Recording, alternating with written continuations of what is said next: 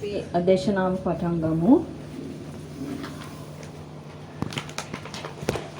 එතකොට මේ දේශනාව තුළ අපි විග්‍රහ කරගෙන ගියා හැම දෙයක්ම මේ සිතට අනුකූලව අපි ඇත්තටම පෙනීමටත් ඇසීමටත් ගඳ සුවඳ විඳීමටත් ඒ ලෙසින්ම රසය දැනීමට හා මේ රසය දැනීම හරහා එන ස්පර්ශයටත් ඒ ස්පර්ශය හරහා එන මනසට දැනෙන සිත හැදෙන ක්‍රමවේදය තමයි අපි මේ විස්තර කරගෙන ගියේ. එතකොට මේ විස්තරය හරහා දැන් අපි බලමු කර්මස්ථානයක්. දැන් මේක දැන් හිත හැදෙන ක්‍රමවේදය බලාගෙන යන්නේ පින්වතුනි මේ එකක් සඳහායි.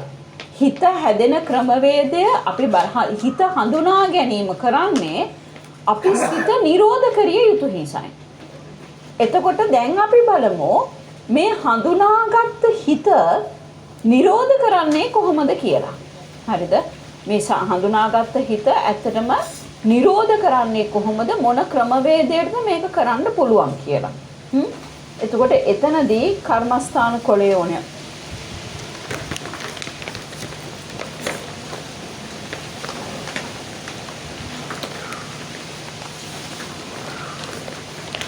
කර්මස්ථාන කොලෙත් එක්කම ඔයගලන් ගන්න පටිච්ච සමුප්පාද කොලය දෙකම ගන්න එකට ඕනේ.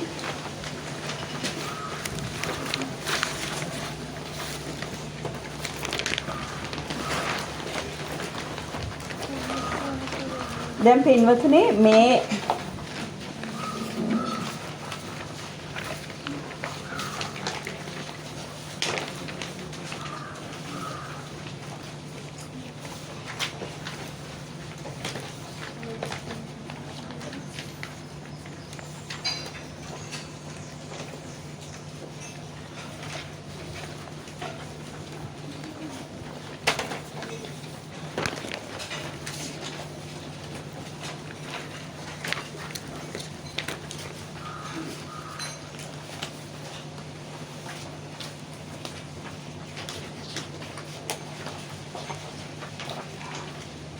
ඔගලන් අනිවාර්යයෙන්ම එකක් මතක තියාගන්න ඕනේ.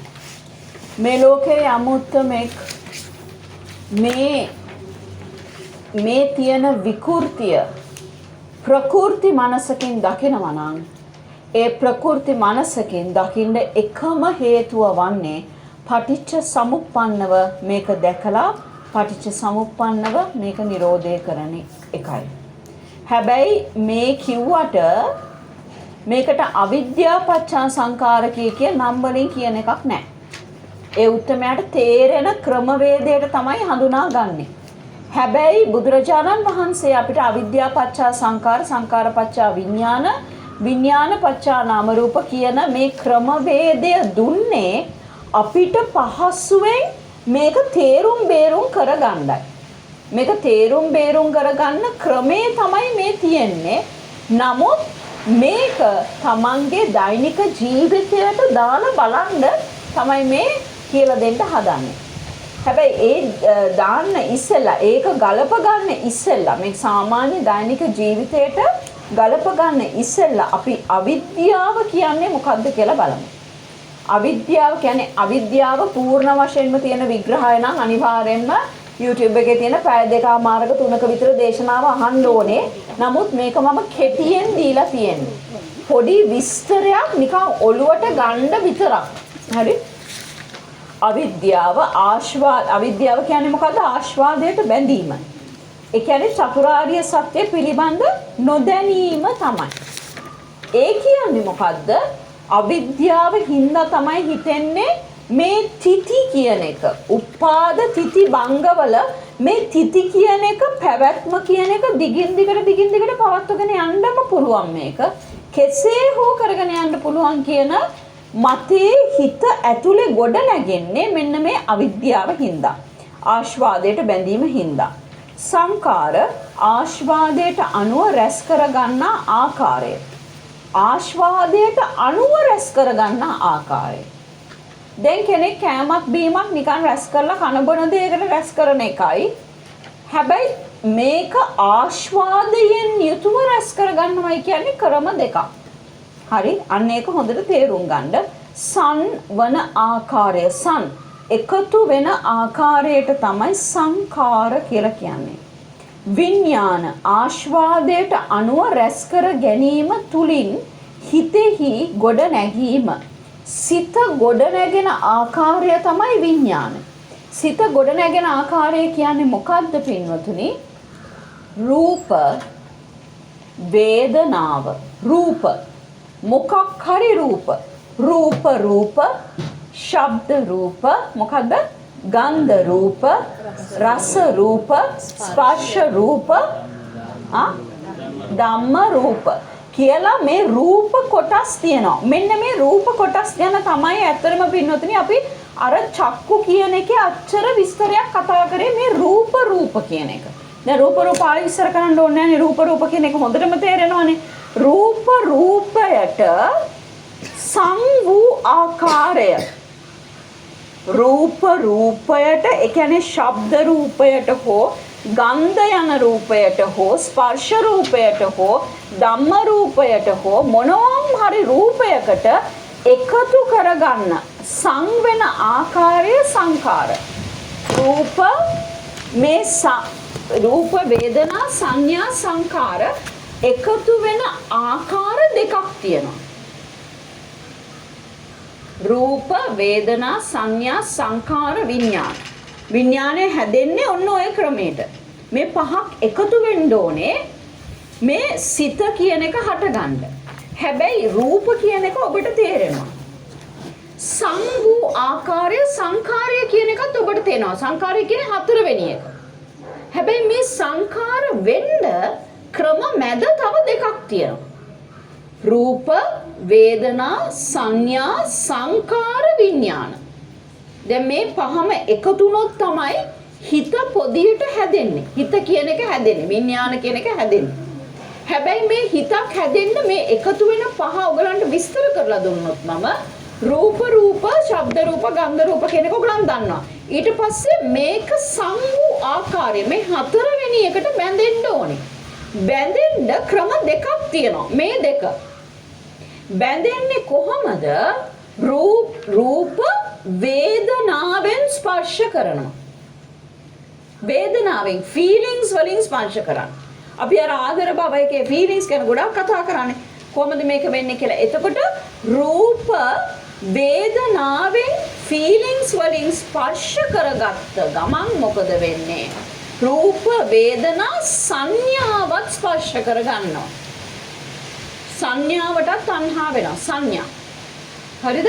සංඥාව කියන්නේ මොකක් හරි දෙයක හැඟීම එන ආකාරය. හැඟෙනවා. මෙන්න මේ දේ මෙන්න මේ විදිහටම තියනවායි කියලා ගන්න හැඟීම. මොකක් හරි ඩීටේල් එක හරහා එන හැඟීමට අපි සංඥාව කියලා කියනවා.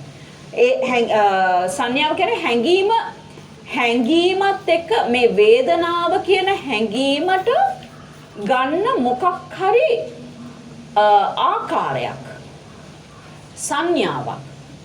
අපිට මේ සංඥාව තිබ්බේ නැත්තම් අපිට බැඳෙන්න ක්‍රමවේදයක් නැහැ.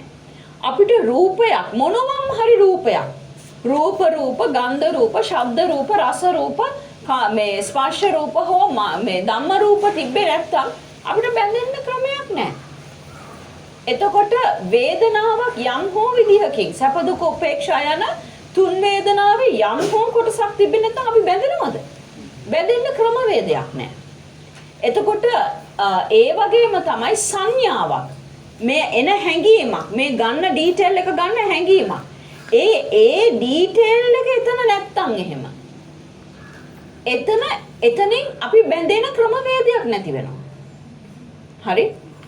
සංඥාවක් නැතුව මොකක් හරි දෙයක මේක දුඹුරු පාටයි මේක සුදු පාටයි මෙතන කළු පාටයි මෙතන දුඹුරු පාටයි මෙතන ගෝල් පාටයි කියන මොනෝ හරි සංඥාවක හැඟීමක් නැත්තම් අපිට බැඳෙන්න බෑ. ඒ සංඥාවක් නැහැ. ඉතින් බැඳෙන්නේ කොහොමද?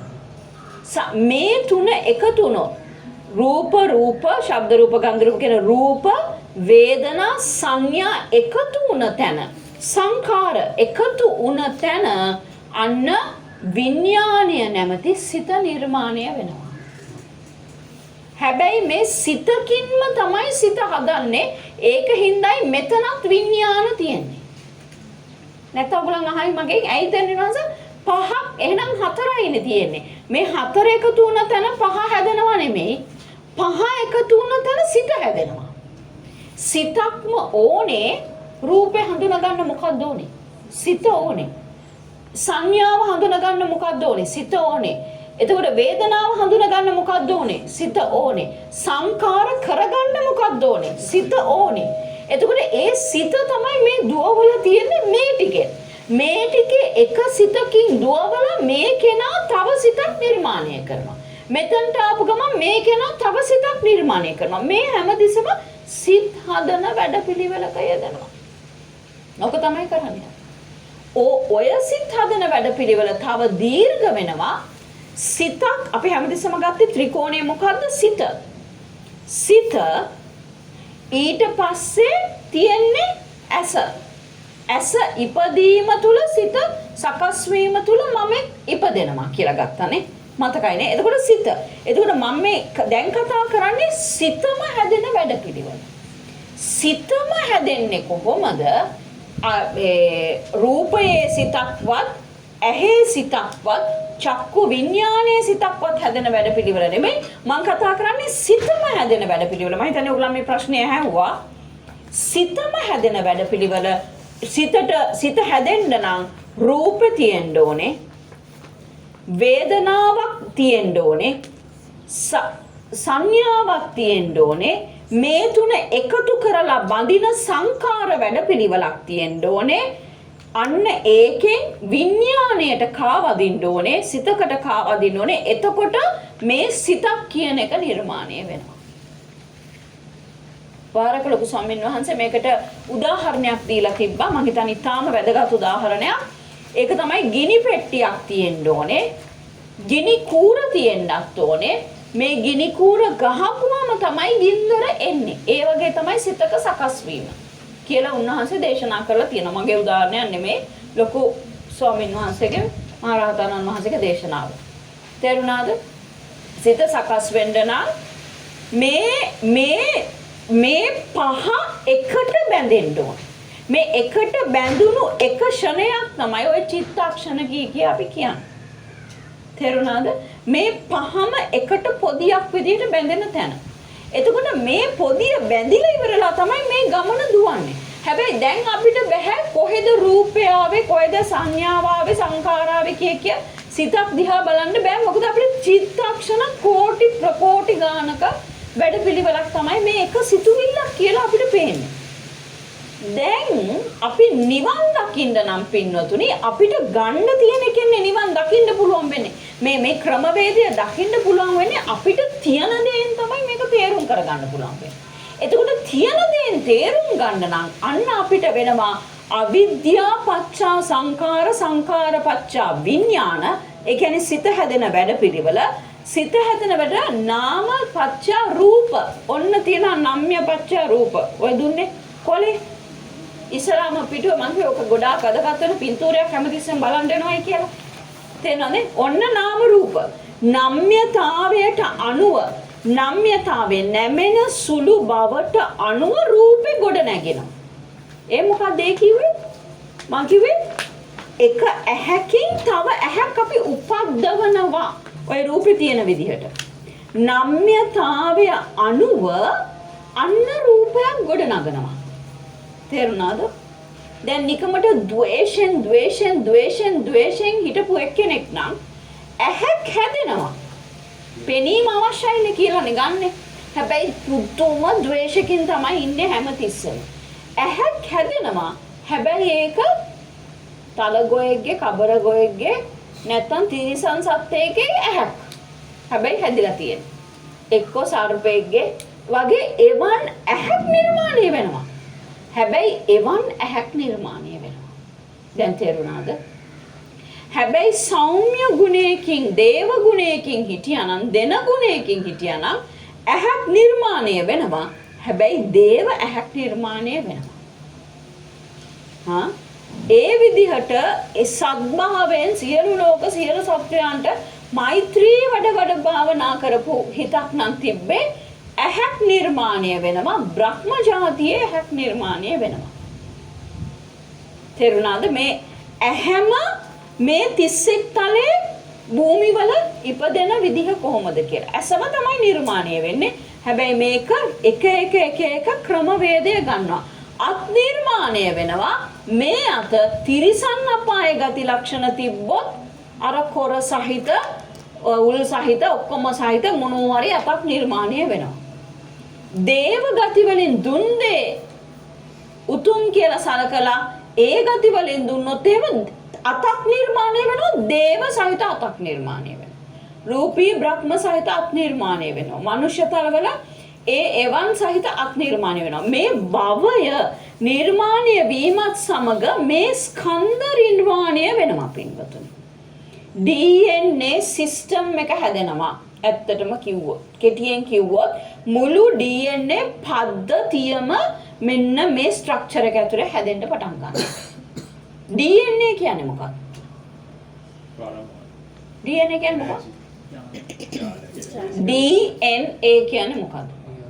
D deoxyribonucleic acid. ඈ? Deoxyribonucleic acid. acid එක. right. N deoxyribonucleic acid.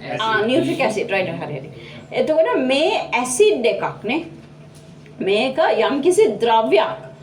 මේ ද්‍රව්‍ය කියන්නේ මොකක්ද?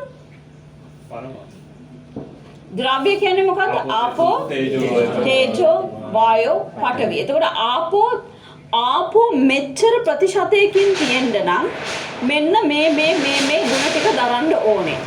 තේජෝ මෙච්චර ප්‍රතිශතයකින් තියෙන්න ඕනේ නම් මෙන්න මේ ගුණ දරන්න ඕනේ.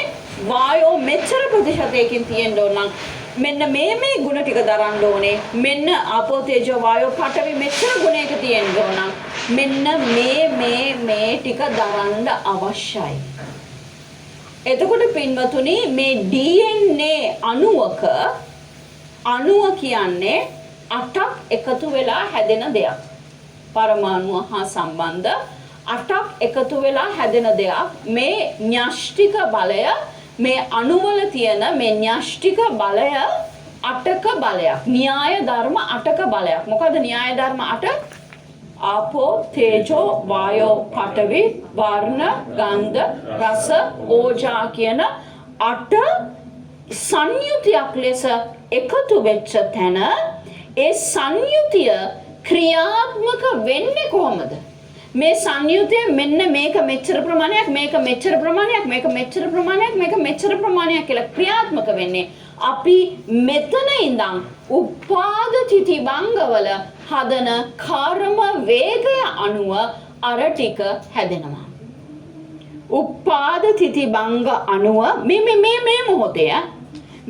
මොහොතේ ගන්න තීරණ අනුව උපාද තිති බංග අනුව භව නිර්මාණය සිද්ධ වෙනවා. භව නිර්මාණය සිද්ධ වෙනවා කියන්නේ අර වගේ රූපස්කන්ධයක් මැවෙන්න පටන් ගන්නවා. ඒ රූපස්කන්ධයට අවශ්‍ය DNA පරමාණු ටික හැදෙන්න පටන් ගන්නවා. අණු ටික හැදෙන්න පටන් ගන්නවා. අංශු මාත්‍රේ එකතු වෙන්න පටන් ගන්නවා. මේ අංශු මාත්‍රේ එකතු වෙන්න පටන් ගන්නෙ කොහොමද? න්‍යාය ධර්ම 8ක් සංයුතිය විදිහට බැඳෙන්න පටන් ගන්නවා. ඒ සංයුතිය කොහොමද ඒ සංයුතිය හැදෙන්නේ? ආපෝ තේජෝ වායෝ පඨවි වර්ණ ගන්ධ රස ඕජා කියන 8ක න්‍යාම ධර්මයක් තමයි මේ බැඳෙන්නේ. ඒ බැඳීමේ සංයුතිය ආපෝ වලින් කොච්චරද? තේජෝ වායෝ පඨවි වලින් කොච්චරද? වර්ණ වලින් කොච්චරද? ගන්ධ වලින් කොච්චරද? රස වලින් කොච්චරද? ඕජා වලින් කොච්චරද කියලා ඒ තීරණය වෙන්නේ භව නිර්මාණය හේතු කරගෙන. දැන් තේරෙනවද මේ චක්‍රම හැදෙන්නේ කොහොමද? මේ චක්‍රම හැදෙන්නේ you becoming me becoming you කතන්දරෙත් එක්ක me becoming me අන්තිමට. තේරුණාද? මේ මුළු කතන්දරෙත් එක්කම භව නිර්මාණය සිද්ධ වෙනවා. භව නිර්මාණයත් එක්ක සම්පූර්ණ කෙනෙක්ව අපිම නිර්මාණය කරගන්නවා සිත තුලින්. මෙන්න මේකේ චක්‍රය තමයි මේ විඥාන හරහා නම්‍යතාවය අනුව රූප නිර්මාණය කරනවා කියන්නේ. දැන් තේරුණාද? නම්‍යතාවය අනුව රූප නිර්මාණය කරනවා කියන්නේ අන්තිම වචනේ. නම්‍යතාවය අනුව රූප නිර්මාණය කරනවා කියන්නෙම නම්‍යතාවය අනුව සිත නිර්මාණය කරනවා. එහෙමනේ? මොකද සිත අනුවනේ මේ ඔක්කොම කතන්දරය වෙන්නේ, ඔක්කොම දේවල් ටික වෙන්නේ සිත අනුව. එතකොට නම්‍යතාවය අනුව අර රූපස්කන්ධය නිර්මාණය කරනවා කියන්නේ සිත නිර්මාණය කරන්න ඕනේ ඉස්සෙල්ලා. කර්ම වේගයට අනුව සිත නිර්මාණය වෙනවා. ඒ සිත නිර්මාණය වෙන ප්‍රතිශතේ, දුවන ප්‍රතිශතේ, ප්‍රඥාව පිහිටන ප්‍රතිශතේ, මෝඩකම පිහිටන ප්‍රතිශතේ, ඊර්ෂ්‍යාව පිහිටන ප්‍රතිශතේ, ත්‍යාගශීලී බව පිහිටන ප්‍රතිශතේ, ආදර බව පිහිටන ප්‍රතිශතේ, කුරිරුකම පිහිටන ප්‍රතිශතය, ක්‍රෝධය පිහිටන ප්‍රතිශතය, වෛරය පිහිටන ප්‍රතිශතය. හරිද? එතකොට මෛත්‍රී දයාව පිහිටන ප්‍රතිශතය මේ ඔක්කොම අර සංයුත්තේ ASCII තියෙනවා. බවට පත්වීම තුල තිබුණා. කොහොමද බවට පත්වීම තියෙන්නේ? මේ සිත කියන දේ නිර්මාණය වෙච්ච ගමන් නම්‍යතාවය අනුව රූප නාම රූප නිර්මාණය වෙච්ච ගමන් සලා ආයතන නිර්මාණය වෙනවා. ඔන්න දැන් තමයි මෙන්න මේ කොටස නිර්මාණය වෙන්නේ. ඔන්න සලා ආයතනය. අර අංශු ටික එකතු වුණේ. ඔයගලන්ගේ රූපේ අනිත් පැත්ත. කෑලි. ඒක නිර්මාණය වෙලා මෙන්න මේක නිර්මාණය වෙනවා. සලා ආයතනේ නිර්මාණය වෙච්ච ගමන් මොකද වෙන්නේ? සලායතන වලින් කරන්නෙම ස්පර්ශ කරන එක. ඇහෙන් ස්පර්ශ කරනවා. හැබැයි ඇහෙන් ස්පර්ශ කරන්න ඉස්සෙල්ලා කොහෙන්ද ස්පර්ශ කරේ? සිතින් ස්පර්ශ කරනවා. සිතින් ස්පර්ශ කරනවා, ඇහෙනුත් ස්පර්ශ කරනවා, පෙනීමෙනුත් ස්පර්ශ කරලා ධම්ම වලිනුත් ස්පර්ශ කරනවා. ස්පර්ශ ආකාර 4යි. තේරුණාද? සිතින් ස්පර්ශ කරනවා, ඇසින් ස්පර්ශ කරනවා, පෙනීමෙන් ස්පර්ශ කරනවා, ධම්මයෙන් ස්පර්ශ කරනවා. මේක තමයි වැදගත්ම පොයින්ට් එක. ස්පර්ශ. ආය අහගන්න.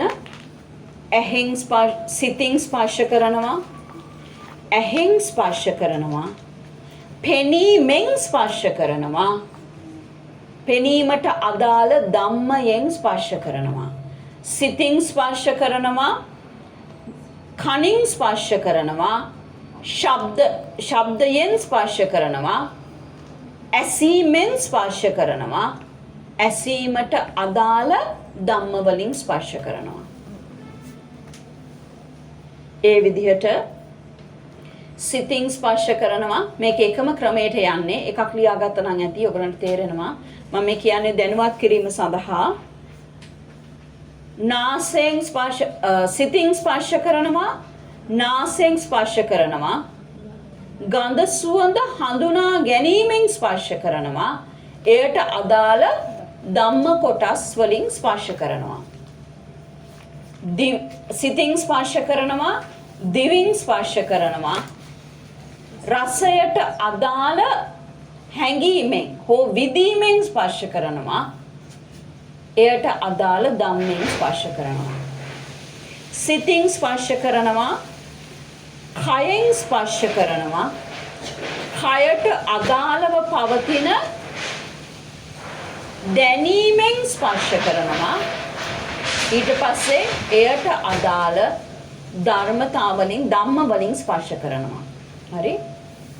ඒත් එක්කම සිතින් ස්පර්ශ කරනවා, මනසින් ස්පර්ශ කරනවා, මන ක්‍රියාත්මක වෙන්න අවශ්‍ය හැඟීම් වලින් නැත්නම් මනෝ විඥාන වලින් ස්පර්ශ කරනවා. දැනෙනවනේ, හැඟෙනවනේ අපිට මේ දේ මතක් වෙනවයි කියලා දැනෙනවා. ඒ දැනෙන ක්‍රමවේදය ස්පර්ශ කරනවා, ආයේ ධම්ම වලින් ස්පර්ශ කරනවා. හරිද? මේ හැම ආකාරයෙන්ම ස්පර්ශය වෙනවා. ස්පර්ශ කියන්නේ අපි හිතන්නේ මේ ස්පර්ශය විතරයිනේ. බලන්න ආකාර කීයකින් ස්පර්ශ කරනවද කියලා. පෙනීමෙන් ස්පර්ශ කරනවා. ඇසීමෙන් ස්පර්ශ කරනවා. ගන්ධ සුවඳ විඳීමෙන් ස්පර්ශ කරනවා. රස දැනීමෙන් ස්පර්ශ කරනවා. ස්පර්ශ දැනීමෙන් ස්පර්ශ කරනවා. මනෝ කියන්නේ මනසින් කොච්චර ස්පර්ශ කරනවද? මේ මොහොතේ ඉඳන් ඇමරිකාව ගැන හිතපු ගමන් ස්පර්ශ කරනවා. මේ මොහොතේ ඉඳන් දරුවෙක් ගෙදර ඉන්න ගැන හිතපු ගමන් එතනත් ස්පර්ශ කරනවා. මේ මොහොතේ ඉඳන් කන බොන එකක් හිතපු ගමන් එතන ස්පර්ශ කරනවා. බලන්න ස්පර්ශය මනෝ විඥානය තුලින් තමයි ස්පර්ශය ඊටාම තියුණුව විහිදෙන්න පටන් ගන්න. තේරුණානේ? පුදුමාකාරයට ස්පර්ශ වීමක් වෙනවා මෙතන. දැන් බලමු ස්පර්ශ පච්චා වේදනා. සිතින් ඇසින් ස්පර්ශ කරන එක හරි. ඊට කලින් ඔබ හිතන්නේ සිතින් ස්පර්ශ කරන චුට්ටක් එකයි සිතින් ස්පර්ශ කරනවා ඇසින් ස්පර්ශ කරනවා. ඇසින් ඇසනම සිත තුළ හදාගත් ඇස කියන එකෙන් ස්පර්ශ කරනවා. ඔව් ඉස්සරම සිතින් ස්පර්ශ කරනවා. සිත සිතින් ස්පර්ශ. සිතින් ස්පර්ශ කරනවා. සිත ඇහැක් හදලා ආයෙ ස්පර්ශ කරනවා. හරිද? පෙනීම ස්පර්ශ කරනවා. පෙනීමට අදාළ අදාළ ධම්මයන් නැවත ස්පර්ශ කරනවා. තේරුණාද? කෙලින්වස් දැනීමේ විදීමේ වෙනසක් තියෙනවද? දැනීමේ විදීමේ වෙනසක් නැහැ. ඉතින් අර්ථය දෙන විදිහ අනුව තමයි අපි අදහස ගන්න විදිහ අනුව තමයි ඒක තීරණය වෙන්නේ. So ඒ දැනීම දැනෙන දේ තියෙනවා. ඒ දැනීම විදීම කියලා කොටස් දෙකකට ගන්නත් පුළුවන්. නැත්නම් දැනීම හා මෙහෙම දැනෙන එකයි විඳින එකයි දෙකම එකක් කියලා ගන්නත් පුළුවන්. හැබැයි දෙකට වෙන් වෙන එක තමයි හරිම එක. දැන් දැනෙනවා කියන්නේ එකක්, මේ දැනෙන දේ විඳිනවයි කියන්නේ තව එකක්. දැනෙන දේ දැනීම කියන්නේ එකක්, රහතන් වහන්සේලා තියෙන දැනීම.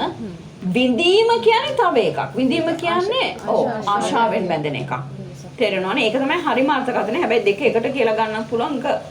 අර්ථකථනය දෙන විදිහ අනුව බලපාන. මේ හය ගැන කියාගෙන යනකොට විදීම කියලා කිව්වෙත් දැනීම එකම අර්ථයෙන්. එකම අර්ථයෙන් කියුවා. හරි? දැන් ඊට පස්සේ ස්පර්ශපච්චා වේදනා. පෙනීම සම්බන්ධයෙන් තියෙන වේදනා ටික. ඇසීම සම්බන්ධයෙන් තියෙන වේදනා ටික. ඒක දන්නවනේ ගඳ සුවඳ දැනීමෙන් සම්බන්ධයෙන් තියෙන වේදනා. ඒ ඔක්කොම වේදනා මුළු කාණ්ඩ 6ටම මොකද වෙන්නේ? තණ්හා වෙනවා. ස්පර්ශ පච්චා වේදනා, වේදනා පච්චා තණ්හා. ඔන්න ඔතන තමයි අපේ ප්‍රශ්නේ පටන් ගන්න. මොකද්ද ප්‍රශ්නේ? අර ඇතිවෙච්ච ස්පර්ශයට තණ්හා වෙනවා. අර ඇතිවෙච්ච වේදනාවට තණ්හා වෙලා තණ්හාවට නැවත තණ්හා වෙනවා. එම තණ්හාව නඩත්තු කරගන්න උපාදානය හරහා ආය තණ්හා වෙලා භව නිර්මාණයේදී මොකද්ද?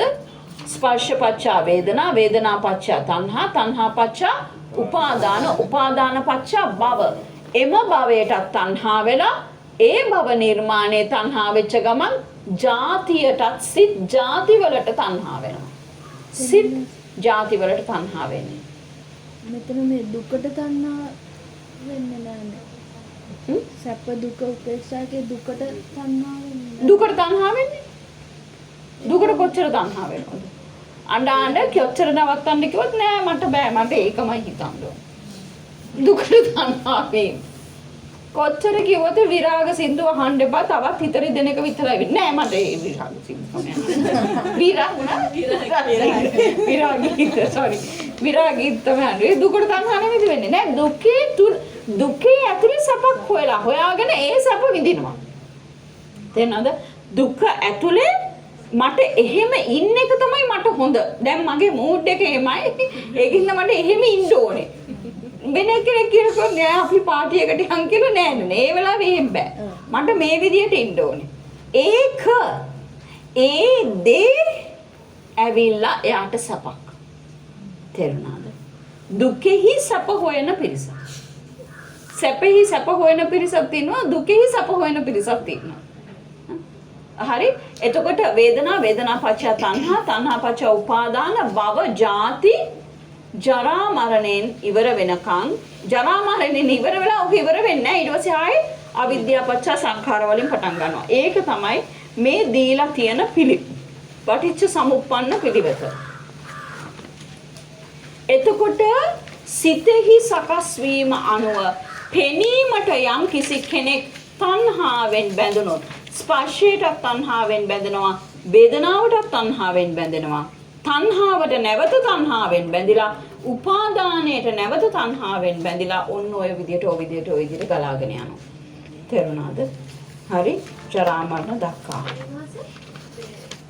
උපදින්නේ ඒකට ස්පර්ශයේ විදිහට අපිවන් සිතේ ස්පර්ශ කරනවා කියන්නේ කොහෙද උපදින්නේ මම සිතේ ස්පර්ශ කරද්දී මම උපදින්නේ මේක අනුව පටිච්ච සමුප්පන්න අනුව කොහෙද මම ඉපදෙන්නේ අවිද්‍යාව තුල අවිද්‍යාව තුලම මම ඉපදිලා ඉවරයි එතනින්ම ඉවරයි දස සංයෝජන ධර්ම කියාගෙන යන්න සංයෝජන ධර්ම සක්කාය දිට්ඨි විචිකිච්ඡා සීලබ්බත පරාමාස කාමරාග පටික රූපරාග අරූපරාග මාන්න උද්දච්ච අවිද්‍යාව කොහෙද අවිද්‍යාව තියෙන්නේ අන්තිම එකේ රහත් ඵලේ පූර්ණේ කරන්න මොකද්ද අවශ්‍යම කරන්නේ අවිද්‍යාව දුරු කර යුතුයි අවිද්‍යාව දුරු කරනවා කියන්නේ මම නැති කරනවා. ඒ කියන්නේ මම නිරෝධ කරනවා. ඒ කියන්නේ මම නැති කරනවා කියන්නේ මේ මම නැති කරනවා කියලා මම නෑ. මුළු ලෝකේ ඔක්කොම දේවලුත් නෑ. ඒකින්න මට ඕන දෙයක් කරගෙන යන්න පුළුවන් කියන එක නෙමෙයි ආ. එහෙම සංකල්පයක් දැන් ගොඩ නැගීගෙන ලොකුවට ධර්ම දේශනා කරගෙන ලොකු පිරිසක් ඒ පැත්තට යනවා. ඒක මම දන්නවා. හැබැයි ඒ කියන්නේ මේ මම නැති කරනවා කියන්නේ ඒක නෙමෙයි. මම නැති කරනවා කියන්නේ මම උපදින තැන තියෙන ස්පර්ශ වලට ඇති තණ්හාව නැති කරනවා. හරිද? වේදනාවට ඇති තණ්හාව නැති කරනවා. තණ්හාවෙන් බැඳිලා තණ්හාවට ඇති තණ්හාව නැති කරනවා. උපාදානයට බැඳිලා තණ්හාව නැති කරනවා.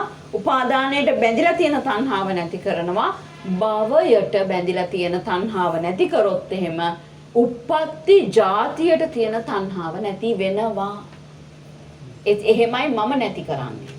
මම නැති කරනවා කියන්නේ මමට බැඳි තණ්හාව නැති කරන්න ඕනේ. දැන් මෙච්චර වෙලා දේශනා කරේ මොකද්ද? මම උපදින්නේ කොහෙද කියලා හඳුනා ගන්න ඕනේ මම නිරෝධ කරන්න නම්. තේරුණාද? මම උපදින ක්‍රම මම උපදින්නේ කොහෙද? මම උපදින ක්‍රමවේදය මාව හඳුනාගන්නේ කොහොමද? මම මේ ඉන්නේ කොහෙද කියලා හඳුනා ගන්න. ඒක කරන්න ඕනේ මම නිරෝධ කරන්න නම් කවදා හරි දවසක. අර තුන මේව කරන්න ඕනේ.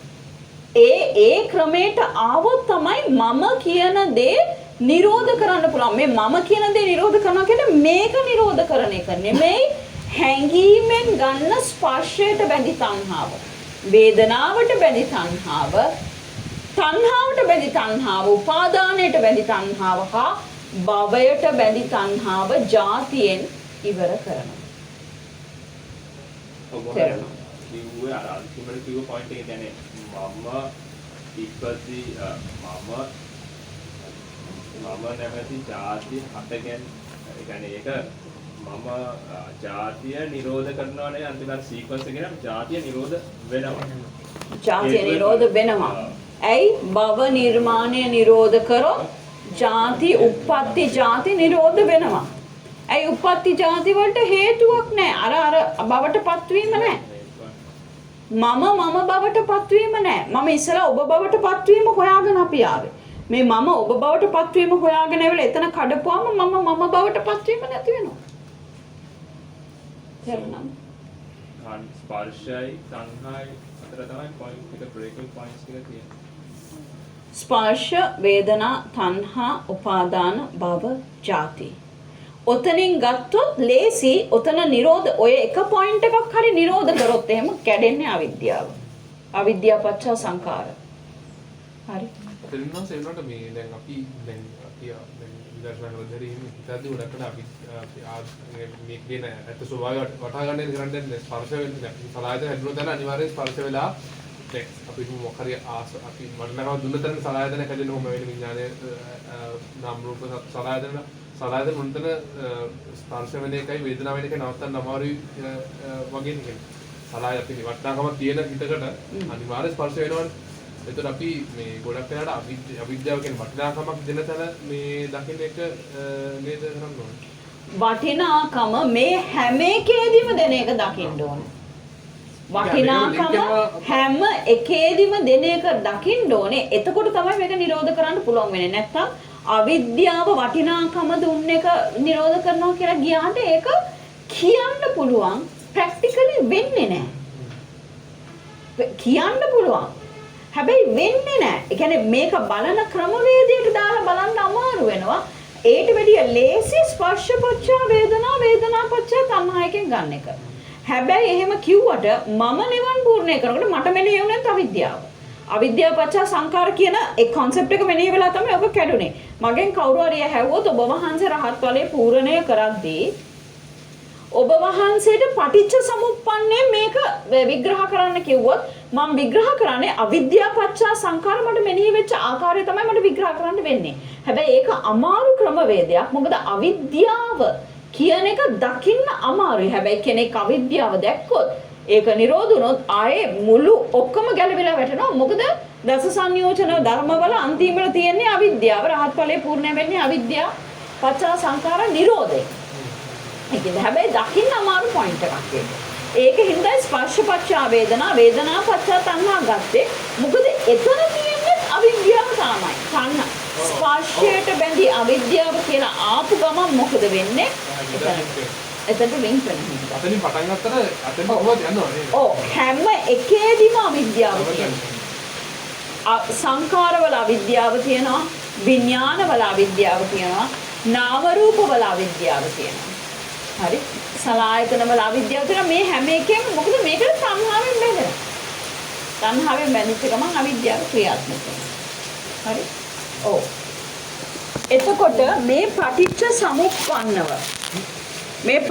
සමුප්පන්නව මේක බලන ආකාරය තමයි මෙතන තියෙන්නේ. නෑ කමන්නේ දැන් ප්‍රශ්නයක් නෑ.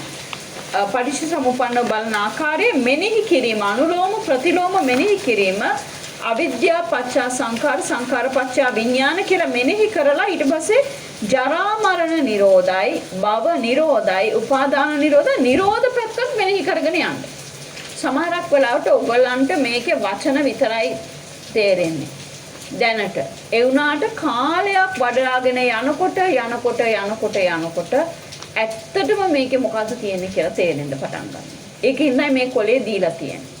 ඒත් එක්කම මේක සියලු ලෝක සියලු සත්වයන්ට පෙරදිග වෙසන සත්වයෝද කියලා අවිද්‍යාවෙන් මිදෙත්වා සංකාරයෙන් මිදෙත්වා විඥාණයෙන් මිද මේක හරිය පාවුල් කර්මස්ථානයක් වෙන්නතුනි. මේක කරන්න ඒ කියන්නේ ඔබටත් මං කිව්වේ දස කුසල් වඩනකොට දස කුසල් වල කාරණාවක් තියෙනවා අපි පින් අනුමෝදන් කරගන්න එකක්. අපි කරපු කුසල් කර්ම අනිත් සියලු ලෝක සත්වයන්ට අනුමෝදන් කිරීම දස කුසලයේ එකක්. පිරෙන්න එකක්. ඒක හින්දාමයි මේක ඔබට කර්මස්ථානයක් විදියට මම ලියලා දීලා තියෙන්නේ. ඒක ඊටාම ප්‍රබල කර්මස්ථානයක් මේ කර්මස්ථානය.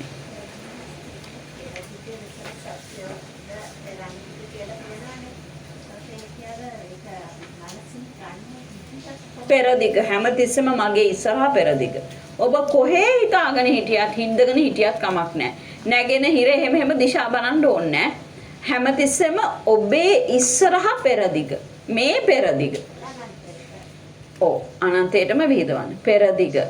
පෙර අනුදිග දකුණු දිග. මේ පැත්තේ දකුණු දිග. දකුණු අනුදිග මේ පැත්තේ පසු දිග. මේ පැත්තේ පෙරදිග නම් මේ පැත්තේ පසු දිග. පසු දිග පසු අනුදිග ඊට පස්සේ මේ පැත්ත උතුරු දිග උතුරු අනුදිග. පෙරදිග හැමතිස්සෙම තමන්ගේ ඉස්සරහා කියලා ගත්තම වරදින්නේ නැහැ. ඊට පස්සේ යටි දිග ඊට පස්සේ උඩු දිග. ඔව් සියලු සත්‍යයන් මෙනෙහි කරන්න. සියලු ලෝක සියලු එතන ඒ දිශාවේ සිටින සියලු සත්වයන්. මේ දිශාවේ සිටින සියලු සත්වයන්. මේ දිශාවේ සිටින සියලු සත්වයන්. යටි දිග කියපුවා මුළු යටි දිගම සිටින සියලු සත්වයන්. උඩු දිග සතර අපාගත, නිරගත, අවීචිගත ඒ වගේ සත්වයෝ. තිරිසන් භවවල සිටින සත්වයෝ යටි දිග. උඩු දිග අපෙන් ඉහළ කොටස්. මනුෂ්‍ය තල, දේව තල, බ්‍රහ්ම තල ඉහළ කොටස්. එතකොට 31 තලයටම විහිදෙනවා. තෙරණිවාස අපිට මෛත්‍රී භාවනාව විදර්ශනා කරන්න පුළුවන් නේ. පුළුවන්. එතකොට දැන් ඔබ වහන්සේ අපි මේකේ පළවෙනි දවසේ නිර්භය වෙත්තා කියන එක එදා විතරයි මට ඒක ඔව්. නිර්භය වෙත්තා කියන එක ඒක චුට්ටක් විදර්ශනා කරන්න හැටි කියලා. පොඩ්ඩක් ඉන්නවද? මම මේ කර්මස්ථානේ හරියට එක්ස්ප්ලেইন කරලා කරනවා.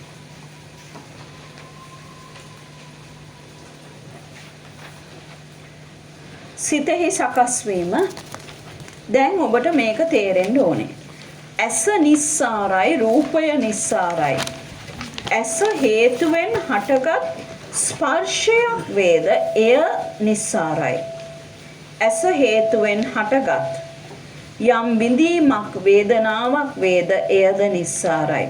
මේ ඇස හේතුවෙන් කියලා තියෙන්නේ පහසුවෙන් තේරුම් ගන්න ලේසි හින්දා. නැත්තම් ඕකට හිත හේතුවෙන් හටගත් කියලා දාගන්නත් පුළුවන්. ඒක කිසි ප්‍රශ්නයක් නැහැ. මේක ඔයගලන්ට ඇඩ්වාන්ස් මේකක් කරපු හින්දා තමයි මේක මෙහෙම දාලා තියෙන්නේ. මේ මම මෙහෙම කියන්නේ සිත කියන එක.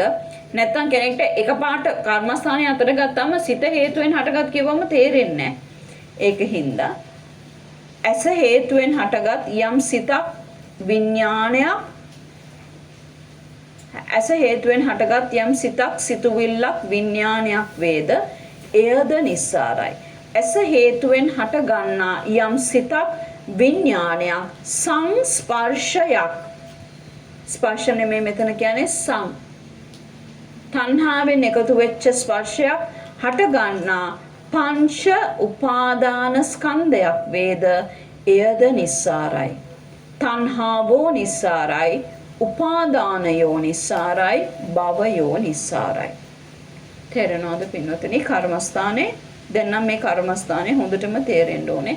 ඒකේ අනිත් කොටස් ටික බලාගෙන යන්න මේ විදිහටම තමයි තියෙන්නේ. එතකොට මෙතන වැදගත් වෙන පොයින්ට් එක තමයි ඇස හේතුවෙන් හටගන්නා යම් හඳුනා ගැනීමක් සංඥාවක් වේද එයද නිස්සාරයි. සංස්කරණයක් සංකාරයක් වේද එයද නිස්සාරයි. සිතුවිල්ලක් විඥානයක් වේද එයද නිස්සාරයි. මෙන්න මෙතන ඊළඟට ගොඩක්ම වැදගත් වෙන එක තමයි ඇස හේතුවෙන් හටගන්නා යම් සිතක් විඥානයක් සංස්පර්ශයක්. දැන් මේ සංස්පර්ශ ස්පර්ශපච්චා වේදනා වේදනාපච්චා තණ්හා තණ්හාපච්චා උපාදාන ස්කන්ධයක් වේද එයද නිස්සාරයි. තණ්හාවෝ නිස්සාරයි උපාදානයෝ නිස්සාරයි භවයෝ නිස්සාරයි. හරි. මේ කරලා තියෙන්නේ පංචස්කන්ධය පංච උපාදානස්කන්ධයට පටිච්ච සමුප්පන්නව සිත සකස් වෙලා මම උපදින ක්‍රමවේදය තමයි අපි විදර්ශනාවට ලක් කරන්නේ. ඒක තේරුණාද?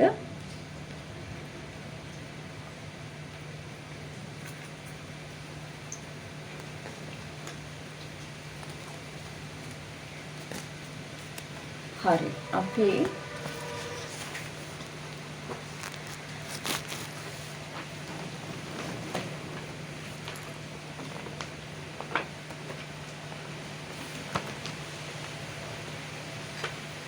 ඊටාම ගැඹුරු දේශනාවක් හින්දා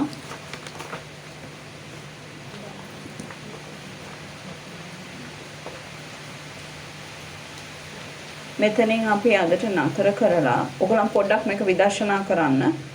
විදර්ශනා කළම පැය භාගයකට ඉස්සර චුට්ටක් නතර කරනවා. විදර්ශනා කරලා ඉවර වෙලා 12 මාර වෙනකොට යන්න ඔයගොල්ලන්ගේ දවල් කෑමට ඊට පස්සේ 3 වෙනකොට මෙතනට ඇවිල්ලා 3 හෝ 3 මාර වෙනකොට 3ට එනවද 3 මාරට එනවද 3ට ඇවිල්ලා මෙතන 4 මාර වෙනකම් අර විදිහේ මොකද අද ගොඩක් ප්‍රශ්න තියෙයි ඒකෙන්ද ප්‍රශ්න ටික ලියා ගන්න. ගෲප්ස් වලට බෙදෙන්න ගෲප්ස් වලට බෙදලා සාකච්ඡා කරන එකෙන් ගොඩක් කරුණු ඉස්මතු වෙනවා. එහෙම වෙනව නේද? ගොඩක් කරුණු ඉස්මතු වෙනවනේ. ඒ ඉස්මතු වෙන ඒවට කරුණු ටික ප්‍රශ්න 2ක් හෝ 3ක් වැඩිම ලියා ගන්න. ඒවට මම උත්තර දෙන්න කියලාද මම යන්නේ 4 මාරට මම එනවා. 4 මාරේ ඉඳන් 6 වෙනකම් question and answer session එක. ඊට පස්සේ අද ටිකක් වැඩියෙන් අපි සාකච්ඡාව දීර්ඝව යනවා. මේ ඒකෙන්ද මම 4:00 වෙනකොට මෙහෙට වැඩම කරන්න. 3 ඉඳන් 4:00 වෙනකම් ගෲප්ස් වලට බෙදලා ගෲප් ඩිස්කෂන් එක කරන්න. කරලා ඉවර වෙලා ඔක්කොම මේ ප්‍රශ්න ටික ලියා ගන්න. හරි? දැන් මේ කතා කරපු ඒවා ගැන පොඩ්ඩක් මෙනෙහි කරලා ඉවර වෙලා Tamanට තියෙන ප්‍රශ්න තියෙනවා නම් ඒකත් ලියා ගන්න. ඊට පස්සේ හරි දැන් ගෲප් ඩිස්කෂන් එකේ මේ ප්‍රශ්න ටික හපුවාන් පස්සේ වෙන ඒ හා සම්බන්ධ ප්‍රශ්න ටික අහන්න පුළුවන්. හරි අපි එහෙම කරමු එහෙනම්. හරි පෙරවන් සරණයි. සෝපන් වේවා. සෝපන්.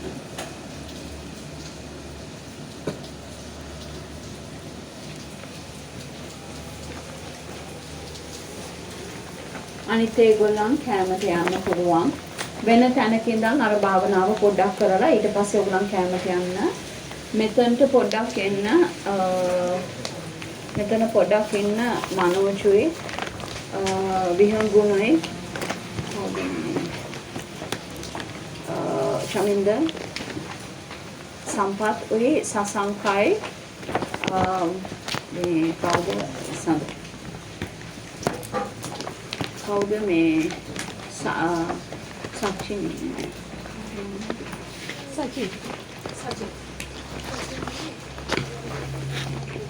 ශාන්තිනිත් ගොඩක් එනවා.